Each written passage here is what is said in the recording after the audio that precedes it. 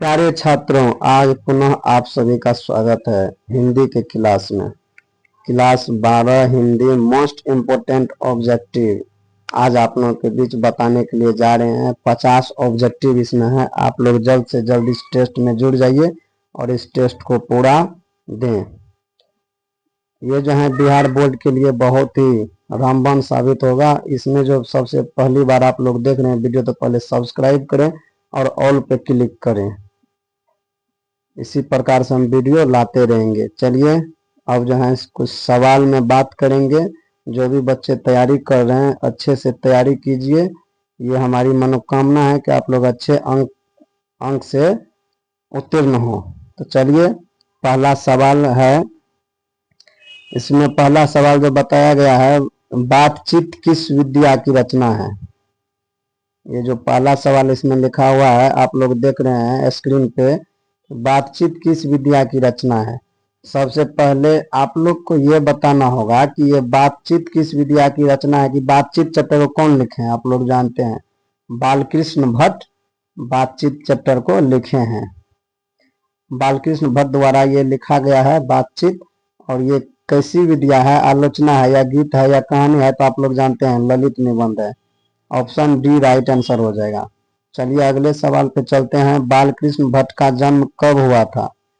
आप लोग को इसलिए याद होगा कि बालकृष्ण भट्ट का जन्म कब हुआ था, तो इसका राइट आंसर हो जाएगा 23 जून 1844 ईस्वी को, यानी कि राइट आंसर इसका बी हो जाएगा। ऑप्शन देखिए सभी है, 23 जून लगा हुआ है सभी में, 20 जुलाई है, 18 दिसंबर है। अच्छे से आप लोग देख लीजिए। प्यारे छात्रों सवाल को गर्दा उड़ा दो। हाँ जी, बालकृष्ण भट्ट की रचना निम्न में से कौन है। तो आप लोग बताइए, अभी तुरंत बताए हैं कि बालकृष्ण भट्ट की रचना निम्न में से कौन है। तो ये बातचीत है। ऑप्शन ए राइट आंसर हो जाएगा। चलिए 4 नंबर के सवाल पे चलते हैं। बालकृष्ण भट्ट किस काल के रचनाकार हैं। तो आप लोग बताइए कि आदिकाल, भक्ति काल, रीति काल, आधुनिक काल। तो आप लोग बताइए इसका राइट आंसर। आप लोग बताइए कमेंट बॉक्स में क्या होगा। तो आंसर हो जाएगा राइट आंसर डी ऑप्शन, आधुनिक काल के हैं।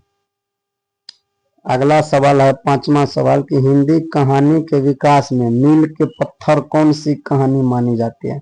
आप लोग जानते हैं जिसमें प्रथम विश्व युद्ध का उल्लेख किया गया है वही कहानी मील के पत्थर साबित हुए। तो बताइए आप लोग, 4 ऑप्शन है, कौन होगा इसमें। राइट आंसर हो जाएगा उसने कहा था, ऑप्शन ए। चलिए अब अगले सवाल की ओर चलते हैं। 6ठा सवाल पे चलते हैं। उसने कहा था, अभी तुरंत बोले, उसने कहा था कहानी में किस युद्ध का उल्लेख है। अभी तुरंत बताए ना, प्रथम विश्व युद्ध का। राइट आंसर ए हो जाएगा। देखिए दिया रहेगा ऑप्शन द्वितीय, कारगिल युद्ध, हल्दी घाटी युद्ध। तो आप लोग प्रथम विश्व युद्ध में टिक कर दीजिएगा। राइट आंसर ए हो जाएगा। अगला सवाल है, उसने कहा था कहानी में किस शहर का चित्रण है। तो ये आप लोग जानते हैं किस शहर का चित्रण किया गया है। उसने कहा था अमृतसर, जो कि पंजाब में पड़ता है। राइट आंसर ए हो जाएगा। अगर आप वीडियो अच्छा लग रहा है तो लाइक कमेंट सब्सक्राइब रुकना नहीं चाहिए। अगला सवाल देखिए, सिख राइफल्स के जमींदार लाना सिंह का नंबर क्या था। ये आप लोग जानते हैं तो बताइए तो कमेंट बॉक्स में। सिख राइफल्स जमींदार लाना सिंह का नंबर क्या था, 77 था। ये राइट आंसर ए हो जाएगा इसका, बिल्कुल राइट आंसर ए हो जाएगा। चलिए अगले सवाल पर चलते हैं। चंद्रधर शर्मा गुलेरी किस युग के कहानीकार हैं। देखिए ये चंद्रधर शर्मा गुलेरी जी के फोटो लगा हुआ है। तो कौन युग के ये कवि हो जाएंगे। तो आप लोग जानते हैं कि कौन युग के ये कवि हो जाएंगे। राइट आंसर ए हो जाएगा, द्विवेदी युग के ये कवि हैं चंद्रधर शर्मा गुलेरी।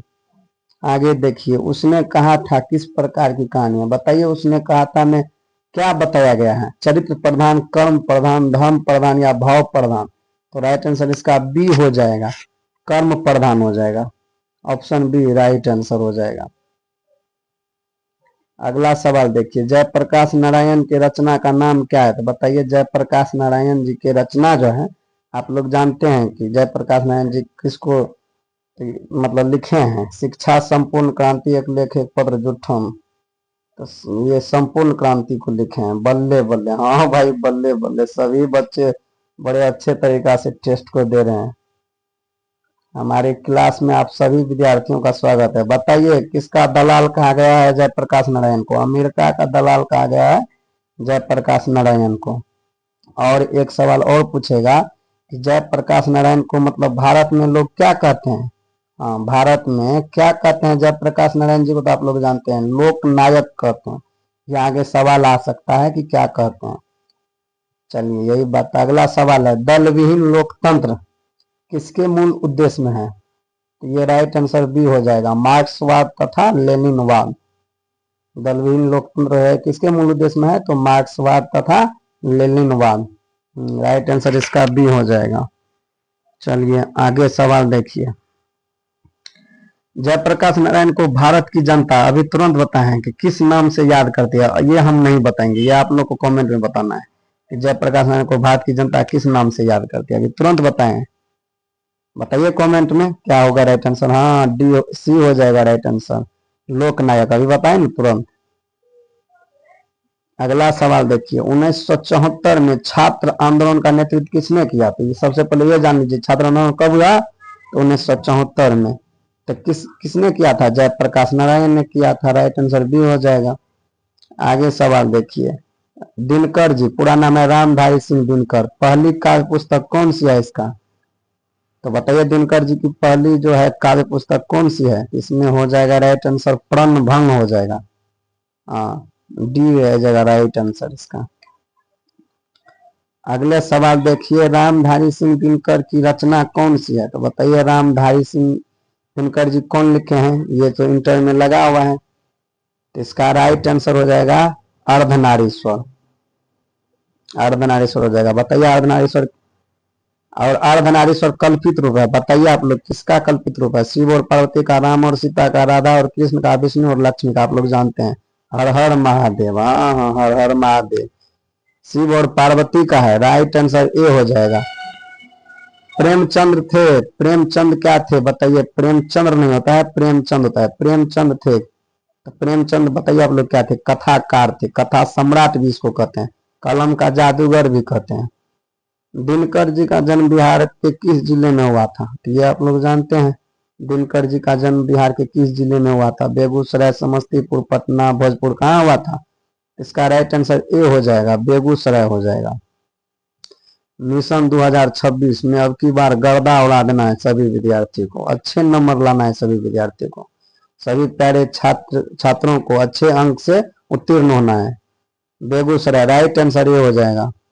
चलिए आगे सवाल देखिए, निम्न में से किस कहानी में गैंग्रीन का उल्लेख है। आप लोग जानते हैं गैंग्रीन एक बीमारी है, जो कांटा चुभता है ना पहाड़ी इलाके में, तो उसी कांटा से बीमारी होता है उसको गैंग्रीन कहते हैं।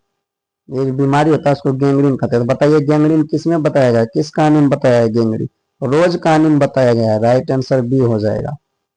चलिए आगे सवाल पे देखते हैं, मालती के पति का नाम क्या था। तो आप लोग जानते हैं मालती का पति के नाम क्या था, मालती के पति का नाम था महेश्वर। राइट आंसर हो जाएगा बी। वीडियो अच्छा लग रहा है ना सभी विद्यार्थी को, सभी छात्रों को। हाँ बताइए, तो महेश्वर क्या थे, तो बताइए आप लोग डॉक्टर थे महेश्वर। ये आप लोग जानते हैं कि महेश्वर क्या थे, डॉक्टर थे, और मतलब यही इलाज करते थे, गैंग्रीन नाम के मतलब बीमारी जो है उसका इलाज करते थे। महेश्वर एक क्या थे, डॉक्टर थे। और महेश्वर और मालती के बेटे का क्या नाम था, टीटी था। ये भी आ जाएगा ऑब्जेक्टिव में। चलिए अगले सवाल पे चलते हैं, लेखक कितने वर्षों के बाद मालती से मिलने आया था। ये आप लोग जानते हैं, अच्छी तरीका से आप लोग जान रहे हैं कि लेखक कितने वर्षों के बाद मालती से मिलने के लिए आया था। ये हम पढ़ाए भी है क्लास में। ये आप लोग बताइए कमेंट में। राइट आंसर बी हो जाएगा, 4 वर्ष के बाद आया था। आगे देखिए, नदी के द्वीप। अगला सवाल है, नदी के द्वीप किसकी रचना है। तो नदी, इसका ये फोटो देखिए किसका, आप लोग जान रहे हैं, यही इसका राइट आंसर हो जाएगा, अज्ञा जी का है। सच्चिदानंद, हीरानंद, वात्स्यन अज्ञा जो कहते हैं। रोज इनमें क्या है, रोज इनमें से क्या है। तो रोज बताइए क्या है, तो आप लोग बताइए, निबंध है, कहानी है, उपन्यास का अंश है, कि ये कहानी है रोज। राइट आंसर बी हो जाएगा। अज्ञे के पिता का नाम था, अज्ञे का पिता का नाम था, ये राइट आंसर बी हो जाएगा, डॉक्टर हीरानंद शास्त्री हो जाएगा। देखिए ऑप्शन 4 दिया है, राइट आंसर इसका बी हो जाएगा, डॉक्टर हीरानंद शास्त्री। अगला सवाल देखिए, भगत सिंह की रचना निम्न में से कौन सी है। तो भगत सिंह की रचना बताइए, आप लोग जानते थे? जेल में से पत्र लिखा था, ये एक लेख और एक पत्र, किसके नाम? सुखदेव के नाम। ये पढ़ाए हैं ये सब, आप लोग को कहीं से भी टेंशन नहीं होगा, राइट आंसर भी हो जाएगा। आगे सवाल देखिए, भगत सिंह किस उम्र में क्रांतिकारी गतिविधियों में शामिल हुए थे? तो बताइए आप लोग, भगत सिंह किस उम्र में क्रांतिकारी विधियों में शामिल हो गए थे? तो इसका राइट आंसर बी हो जाएगा, 12 वर्ष की उम्र में। राइट आंसर बी हो जाएगा। टेस्ट में आप लोग को अच्छा लग रहा है ना? लाइक शेयर करते रहिए वीडियो को। अगला सवाल देखिए, 1914 में भगत सिंह किस पार्टी की ओर आकर्षित हुए थे? सीधा आंसर इसका हो जाएगा डी, गदर पार्टी से। ऑप्शन है नेशनल पार्टी, राष्ट्रवादी पार्टी, स्वतंत्र पार्टी, गदर पार्टी। तो राइट आंसर इसका क्या हो जाएगा? गदर पार्टी हो जाएगा, डी ऑप्शन। अगला सवाल देखिए, भगत सिंह का संपूर्ण परिवार क्या था? तो आप लोग जानते हैं भगत सिंह का संपूर्ण परिवार क्या था? तो ये राइट आंसर इसका सी हो जाएगा, स्वाधीनता सेनानी था ये। ऑप्शन देगा व्यापारी, नौकरी पेशा, वैज्ञानिक। तो इसका राइट आंसर क्या हो जाएगा? सी हो जाएगा, स्वाधीनता सेनानी थे। अगला सवाल देखिए, गणेश शंकर विद्यार्थी किस पत्र का संपादन करते थे? गणेश शंकर विद्यार्थी किस पत्र का संपादन करते थे? इसका राइट आंसर डी हो जाएगा, प्रताप। आप लोग कितना सही चिन्ह किए हैं कमेंट में बताइए अभी तक। अगला सवाल देखिए, आपस में धागर किस भाषा में बात करते थे? तो ये राइट आंसर इसका हो जाएगा सी, मिश्रित ओराव। आपस में धागर किस भाषा में बात करते थे? तो मिश्रित ओराव में। राइट आंसर सी हो जाएगा। चलिए अगले सवाल पे, माथुर जी किस राज्य के शिक्षा सचिव नियुक्त हुए? जगदीश चंद्र माथुर। हाँ, तो बताइए किस राज्य में शिक्षा सचिव नियुक्त हुए थे? ये यार अपना राज्य है बिहार। राइट आंसर इसका हो जाएगा बिहार, सी ऑप्शन हो जाएगा। राइट आंसर सी हो जाएगा, बिल्कुल सही जवाब। अगला सवाल देखिए, पुंडलिक जी कौन थे? तो गांव का मुखिया थे कि चिकित्सक थे कि शिक्षक थे कि राजनीति नेता थे? तो कौन थे? शिक्षक थे ये। राइट आंसर बी हो जाएगा इसका, पुंडलिक जी कौन थे? तो शिक्षक थे। अगला सवाल देखिए, ओ सदा निरा किसको निमित्त बनाकर लिखा गया है? ये भी हम पढ़ाए हैं आप लोग को, आप लोग वीडियो में जाकर के देखिए। ओ सदा निरा किसको निमित्त बना करके बताया गया है? गंडक नदी को बताया गया है। राइट आंसर बी हो जाएगा। ओ मेरे सपने क्या है? ये उपन्यास, कहानी, काव्य खंड है या नाटक है? ये भाई नाटक हो जाएगा, ओ मेरे सपने। राइट आंसर इसका डी हो जाएगा, बिल्कुल सही जवाब। आगे देखिए, सिपाही की माँ शीर्षक पाठ का साहित्यिक विद्या है। तो सिपाही की माँ जो है ये क्या है? लेख है, कहानी है, या एकांकी है, या निबंध है? तो सिपाही की माँ जो है ये राइट आंसर सी हो जाएगा, एकांकी है, बिल्कुल सही जवाब। अगला सवाल देखिए, जानवर और जानवर शीर्षक रचना किसकी है? तो फोटो देख रहे हैं आप लोग, किसका है? जानवर और जानवर शीर्षक रचना किसकी है? तो ये आप लोग बताइए। राइट आंसर मोहन राकेश जी हो जाएंगे, राइट आंसर बी हो जाएगा।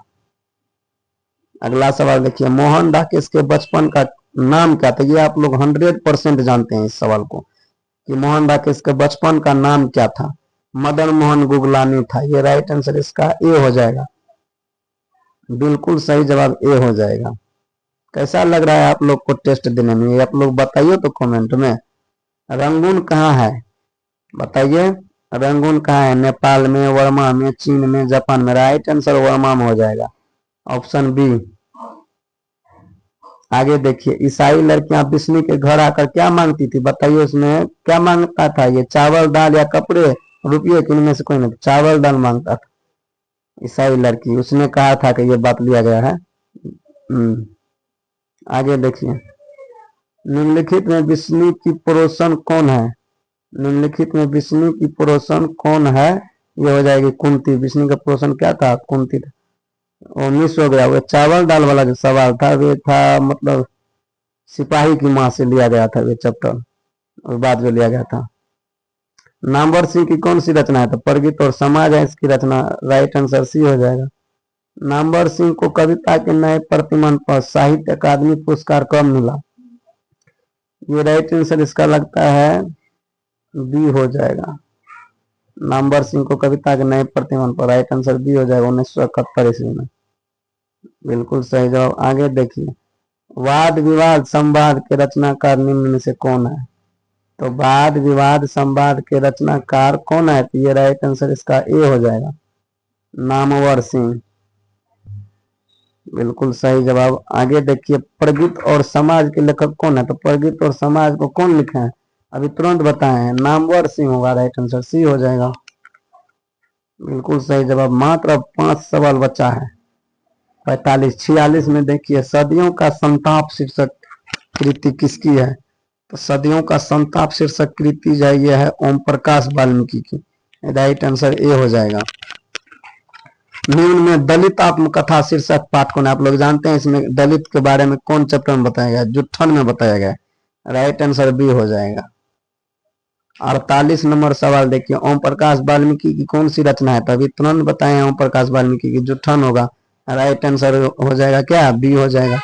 स्कूल के हेडमास्टर का क्या नाम था? ये भी आप लोग जानते हैं, कलीराम नाम था। राइट आंसर बी हो जाएगा, बलीराम, कलीराम, दीनू राम, धनी राम। बी हो जाएगा, कलीराम हो जाएगा राइट आंसर। लास्ट सवाल देखिए, दलित साहित्य का सौंदर्य शास्त्र के रचनाकार कौन है? तो दलित शास्त्र साहित्य के कौन है? ओम प्रकाश वाल्मीकि हो जाएंगे। ऑप्शन डी हो जाएंगे राइट आंसर। चलिए, बिल्कुल सही जवाब डी हो जाएंगे। तो प्यारे छात्रों, आप लोग बताइए, ये जो है हमारा 50 ऑब्जेक्टिव था, जो कि इम्पोर्टेंट है, वेरी वेरी इम्पोर्टेंट है। आप लोग जो है पहली बार अगर जुड़े हैं इस वीडियो से, तो लाइक कीजिए, हमारे चैनल को सब्सक्राइब कीजिए और ऑल पे क्लिक कीजिए, ताकि सभी वीडियो का नोटिफिकेशन आप तक पहले पहुंचे। चलिए, धन्यवाद। आपका दिन शुभ हो।